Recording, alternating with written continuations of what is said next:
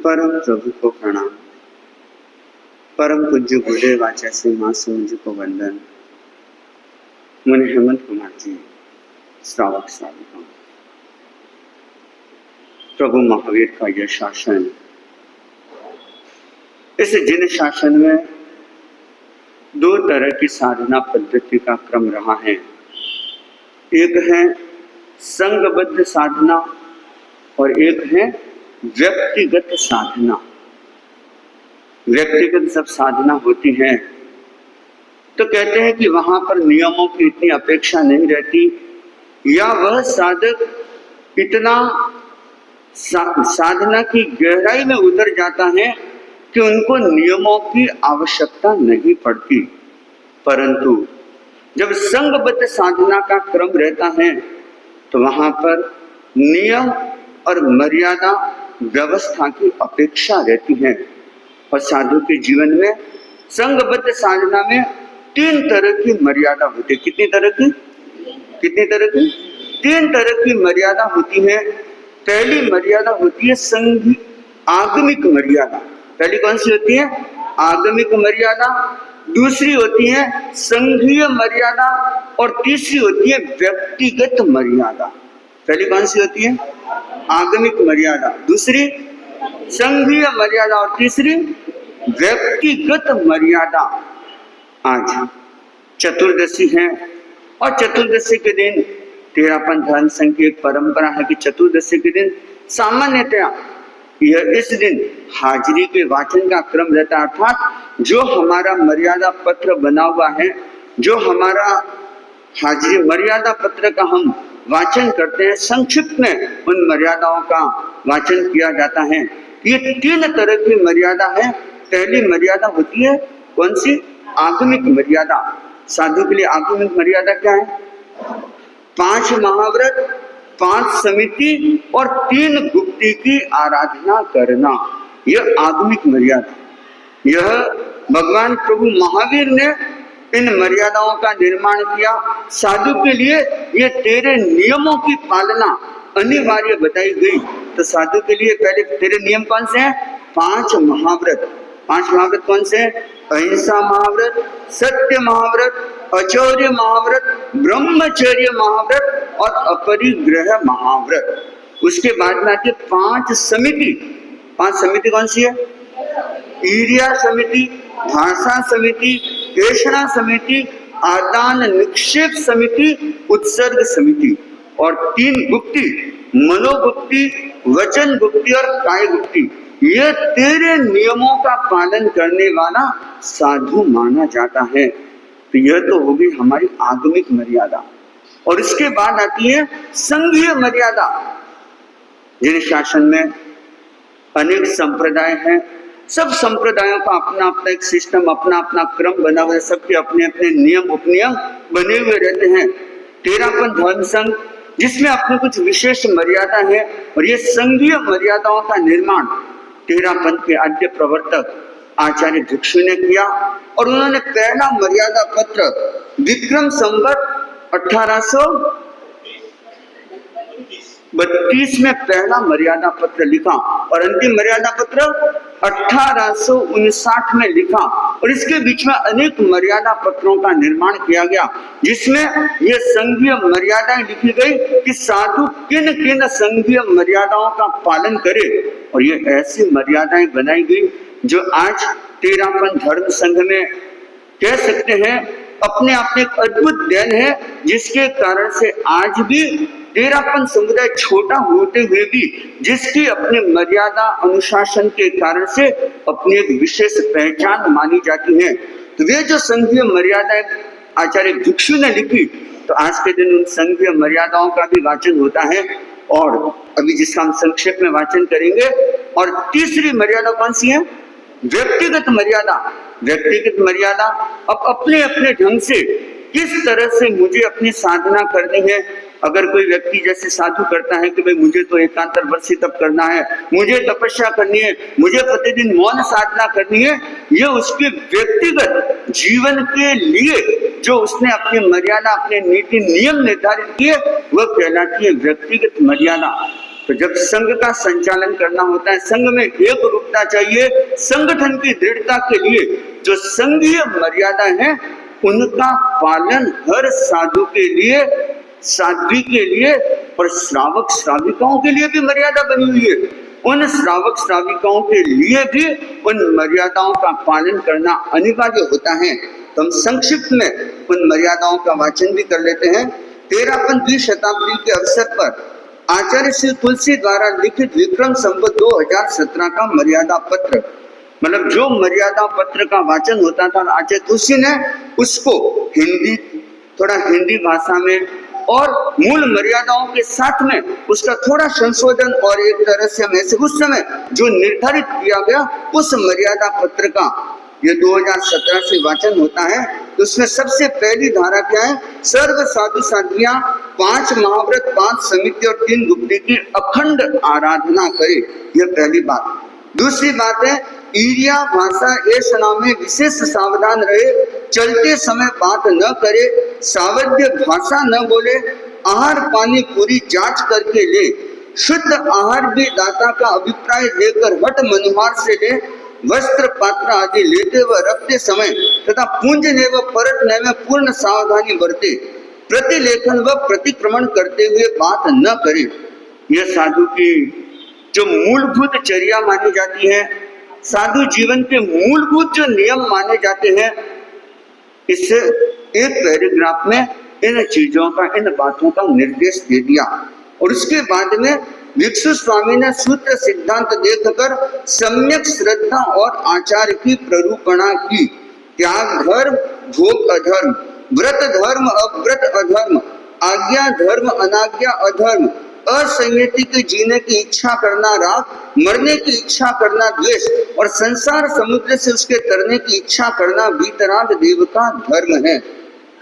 भिक्षु स्वामी ने न्याय, समविभाग और समभाव की वृद्धि के लिए तथा पारस्परिक प्रेम, कलह निवारण और संघ की सुव्यवस्था के लिए अनेक प्रकार की मर्यादाएं की। उन्होंने लिखा ये 5 धर्म संघ की मौलिक मर्यादाएं मानी जाती हैं। सर्व साधु साध्वियां एक आचार्य की आज्ञा में रहे, यह पहली मर्यादा। और इस एक आज्ञा ने क्या किया? पूरे संघ को निश्चिंत बना दिया। निश्चिंत कैसे बना दिया? क्या है मर्यादा? कि सब साधु साध्वियां एक आचार्य की आज्ञा में रहे, कि जो आचार्य का निर्देश मिले, जो गुरु का निर्देश मिले, उसके अनुसार कार्य को संपादित करना, उसके अनुसार कार्य को पूर्ण करना। ऐसा नहीं कि अपनी इच्छा से जो मन में आए वो कर ले ना। चौमासा करना है, विहार चातुर्मास आचार्य की आज्ञा से करे। अब हमें अगर चातुर्मास करना है, मधुरी चातुर्मास करना है, मधुरी वाले तो कितने साल से अरज कर रहे थे? हाँ, 3 साल से। तो मेरे को करना होता ना, मैं तो फटाक से आ जाते, हाँ भाई चलो इतना कर रहे हैं, चलो आपने मधुरी। लेकिन धर्म संघ का क्या है कि आचार्य विहार चातुर्मास जो करना है किसकी आज्ञा से करे? आचार्य की आज्ञा से करे। जब आचार्य प्रवर का निर्देश मिल गया कि हमें मधुरै की ओर विहार करना है, तो चेन्नई से मधुरै की दिशा में विहार हो गया। जब आ गया कि मधुरै चातुर्मास करना है, तो हम तो मधुरै चातुर्मास करने के लिए पहुंच गए। लेकिन ऐसा नहीं है कि अपनी इच्छा से कि हाँ चेन्नई वाला की भावना बड़ी जोरदार है, पट्टे चौमास कन्या पछो। हाँ भी चेन्नई के परिवार आए हुए हैं, संतोष भाई सुराणा, ज्ञान जी सुराणा, पूरा परिवार भवन के जस्ट सामने।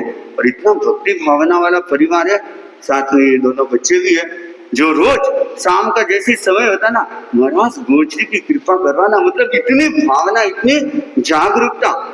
तब मन हो गया कि नहीं, मुझको तो वापस चेन्नई चौमासा करना। चेन्नई में ठाट बाट ही है, बेंगलोर में तो मज्जो ही मज्जो है। तो फिर चलो अपने तो वापस बेंगलोर चलो। कि ना, कल ही कौन बैठे थे कि महाराज आगे आप चौमासे के बाद में कहाँ विहार करेंगे।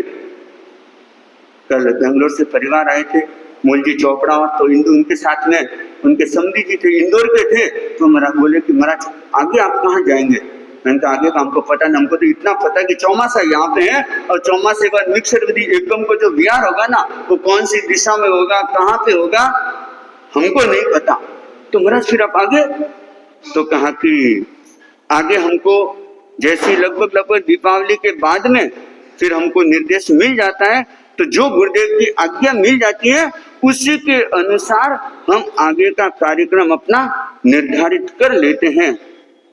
तो यह एक ऐसी आज्ञा है जो पूरे संघ को, हर सदस्य को निश्चिंत बना लेती है। और नहीं तो न जाने कितना कितना टेंशन होता है कि अब अगला चौमासा कहाँ करना है, कहाँ पे रहेंगे, क्या करेंगे। ऐसा नहीं, ये कितनी एक अद्भुत और कितनी श्रेष्ठ व्यवस्था है। तो ये 5 जो मौलिक मर्यादा में पहली मर्यादा है, सर्व साधु साध्या एक आचार्य की आज्ञा में रहे, विहार चातुर्मास आचार्य की आज्ञा से करे, अपना अपना शिष्य शिष्याएं न बनाए, आचार्य भी योग्य व्यक्ति को दीक्षित करे, दीक्षित करने पर भी कोई अयोग्य निकले तो उसे गण से अलग कर दे, आचार्य अपने गुरु भाई या शिष्य को अपना उत्तराधिकारी चुने, उसे सब साधु साध्या सहर्ष स्वीकार करे। बस ये मौलिक जो संगठन की नींव का पत्थर कह सकते हैं, संगठन की दृढ़ता का आधार कह सकते हैं, ये 5 मौलिक मर्यादा मानी जाती हैं। और उसके बाद में गण की एकता के लिए आवश्यक है कि उसके साधु साध्वियों में सिद्धांत या प्ररूपणा का कोई मतभेद न हो। इसीलिए भिक्षु स्वामी ने कहा, कोई श्रद्धा, आचार, कल्प या सूत्र का कोई विषय अपनी समझ में न आए अथवा कोई नया प्रश्न उठे, वह आचार्य व बहुश्रुत से चर्चा जाए, किंतु दूसरों से चर्चा कर उन्हें शंकाशील न बनाया जाए। आचार्य व बहुश्रुत साधु जो उत्तर दे वह अपने मन में जचे तो मान ले, न जचे तो उसे केवली गम्य कर दे, किंतु गण में भेद न डाले, परस्पर दल बंदी न करे। कभी कभी हो सकता है कुछ विचार भेद भी हो जाता है, कुछ आगम की मान्यता कह दो या अपने सिद्धांतों की बात भी हो जाती है, और उसमें कभी कभी कोई बात समझ में नहीं आती या गले नहीं उतरती कि नहीं तो ऐसे कैसे हो सकता है। तब आचार्य भिक्षु ने समाधान दिया कि अगर मान लो कभी कोई ऐसी जिज्ञासा, कभी कोई ऐसी शंका, कभी कोई ऐसी बात हो जाए तो क्या करे, आचार्य से इसके बारे में डिस्कशन कर ले।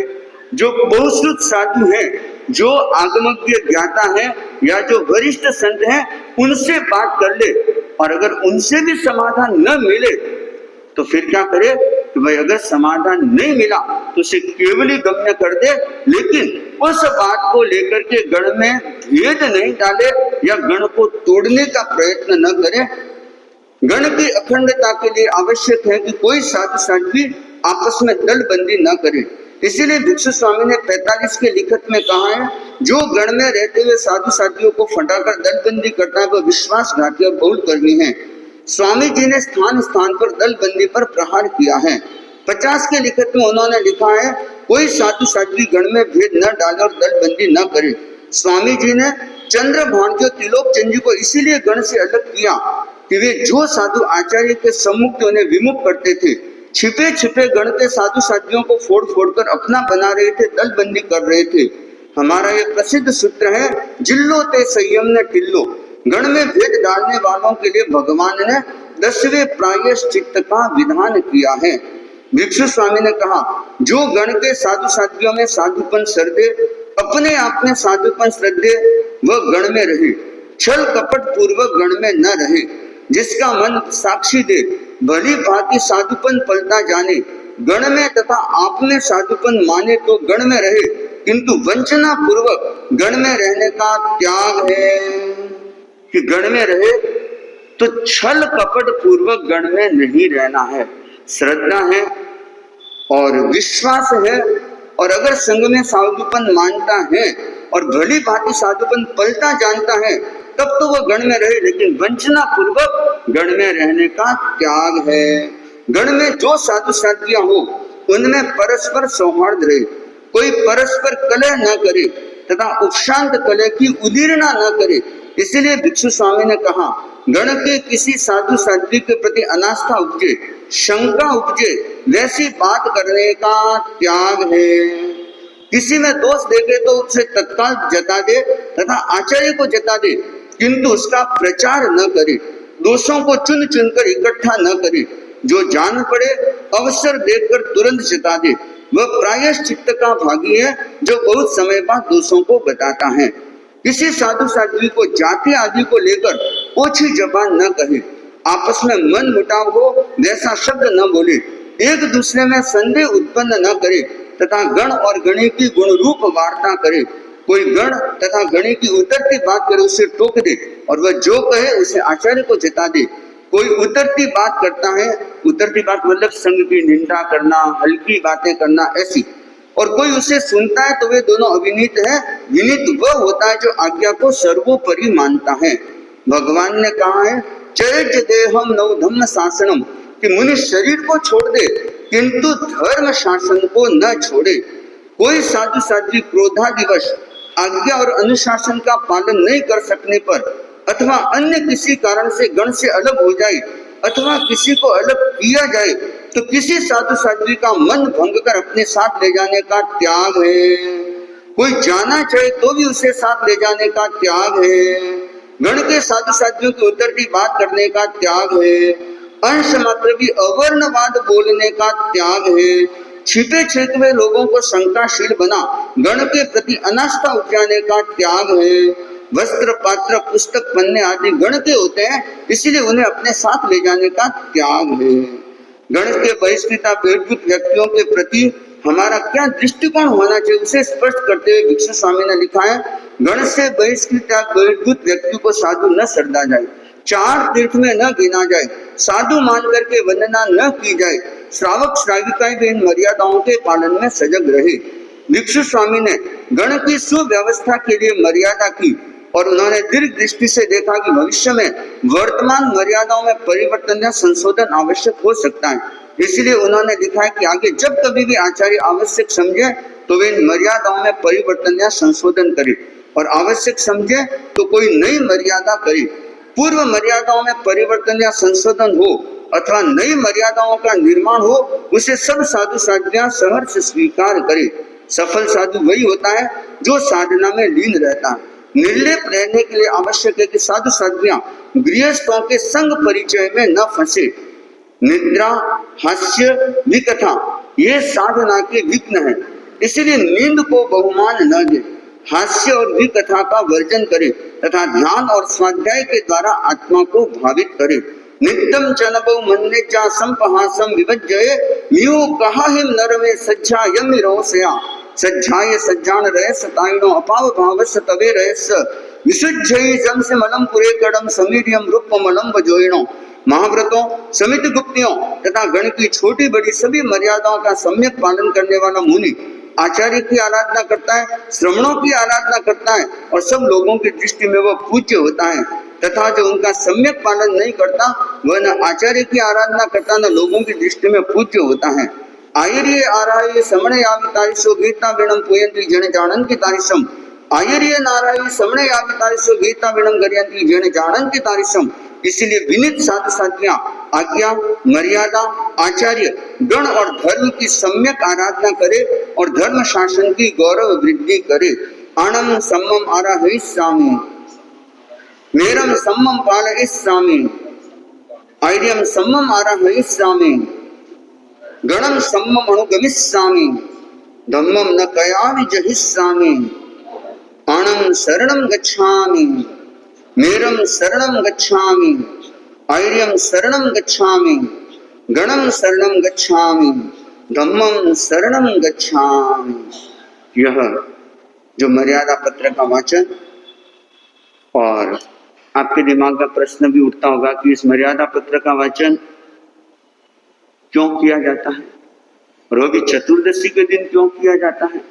तो यह जयाचार्य ने एक निर्धारण किया कि हर चतुर्दशी को यह मर्यादा पत्र का वाचन प्रवचन के समय होना चाहिए, ताकि श्रावकों को भी जानकारी हो कि हमारे संघ की मर्यादा क्या है, साधु साध्वियों के लिए क्या मर्यादा बनी हुई है, और ऐसी श्रावक श्राविकाओं के लिए भी श्रावक निष्ठा पत्र बना हुआ है, साधुओं के लिए लेख पत्र बना हुआ है, जिसका हम प्रतिदिन प्रातःकालीन प्रतिक्रमण से पूर्व जिसका हम प्रतिदिन खड़े खड़े उच्चारण करते हैं, हमारे लिए अनिवार्यतया उच्चारण करणीय है। और श्रावकों के लिए भी श्रावक निष्ठा पत्र बना हुआ है, इसका भी प्रतिदिन हो सके तो जरूर पाठ करना चाहिए। अगर हो सके तो याद कर लो कि बहुत ज्यादा लाइनें तो है भी नहीं, हो सके तो जरूर याद भी करना चाहिए। और आप लोगों को भी समय समय पर इसका उच्चारण, इसका स्मरण भी करना चाहिए। क्यों करना चाहिए? क्या होगा स्मरण करने से? आप देखना, एक बार क्या होगा, एक शिष्य गुरु के पास में बैठा हुआ था, तो गुरु ने प्रश्न पूछ लिया और कहा कि मैं पहली पूछ रहा हूं, उस पहली का उत्तर देना। तो शिष्य बोला कि पूछे गुरुदेव। तो गुरु ने पूछा, पान सड़े घोड़ो अड़े विद्या विसर जाए। पान सड़े घोड़ो अड़े विद्या विसर जाए, रोटी जड़े अंगार पर को चेला किण न्याय। चार पैदा एक साथ पूछ ली, चार प्रश्न पूछे। पान सड़े घोड़ो अड़े विद्या विसर जाए, रोटी जड़े अंगार पर को चेला किण न्याय। इसका उत्तर सिर्फ एक शब्द है, फेरी नहीं। क्या बोला? फेरी नहीं। शिष्य को तो नहीं है, लेकिन गुरु ने फिर इसको रहस्य को समझाया कि पान सड़े। आप देखना, जो पान होते हैं ना, लोग जो पान खाते हैं, पान का बीड़ा बनाते हैं, उस पान को अगर उल्टा पुल्टा नहीं किया जाए तो पान सड़ जाता है। अगर उसको नहीं फेरा जाए, मतलब उलट पुलट करना पड़ता है, नहीं तो वो सड़ जाता है। घोड़ो अड़े, अगर घोड़े को रोज नहीं घुमाया जाए तो क्या होगा? देखा कि जब रेस का टाइम आएगा ना, तब घोड़े को दौड़ाएंगे, उस समय घोड़ा नहीं दौड़ता, अड़ जाता है।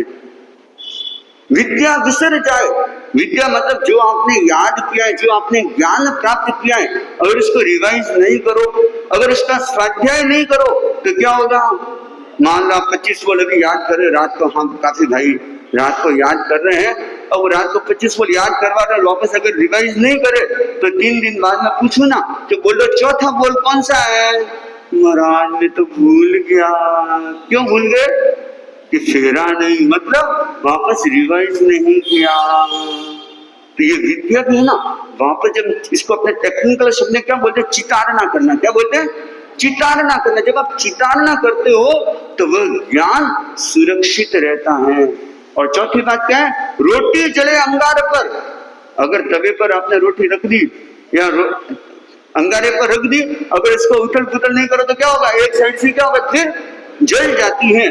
तो ऐसे ही यह स्वाध्याय कह दो या फेरना, मतलब उसको बार बार स्मरण करना जरूरी हो जाता है। तो जब यदि एक बड़ा मनोवैज्ञानिक प्रयोग है कि जब इन मर्यादाओं का बार बार स्मरण करते हैं तो ये क्या होता है? हमारे अवचेतन मन में चली जाती है, फिर हमको कहना नहीं पड़ता, गुरु को इंगित भी नहीं करना पड़ता कि इन मर्यादाओं का पालन करो कि नहीं करो, क्योंकि एक संस्कार ऐसा बन जाता है कि जो गुरु का निर्देश मिला, जो गुरु की आज्ञा मिली, जो संघ की आज्ञा है, जो प्रभु की आज्ञा है, वह हमें क्या करनी है? पालन करनी है। क्यों? क्योंकि हमारे भीतर एक गहरा संस्कार चला जाता है। इसीलिए बार बार कि कम से कम 15 दिन में एक बार तो चतुर्दशी के दिन इन मर्यादाओं का क्या करना चाहिए? फेर लेना चाहिए, मतलब स्मरण कर लेना चाहिए, चितारना कर लेना चाहिए, और अच्छी तरह से उच्चारण भी कर लेना चाहिए। और हो सके तो थोड़ा थोड़ा इन मर्यादाओं की व्याख्या प्रवचन में लोगों के बीच में की जाए, ताकि उनको भी संघीय मर्यादाओं का पता चले, संघ के नीति नियम का पता चले। तो एक श्रावक को भी इन सब मर्यादाओं का पता होना चाहिए।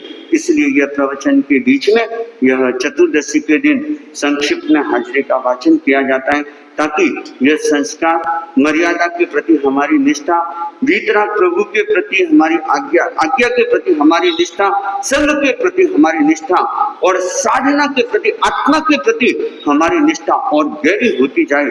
इसलिए यह चतुर्दशी के दिन हाजिरी का वाचन किया जाता है। इन्हीं भावों के साथ में ओम शांति शांति शांति।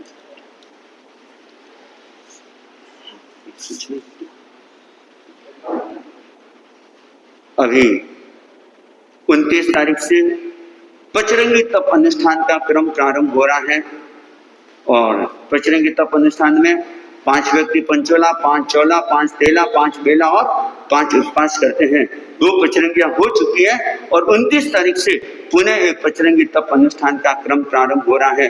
तो आप लोग भी इस पचरंगी तप अनुष्ठान में बड़े उत्साह और उमंग के साथ में जुड़ने की कोशिश करेंगे।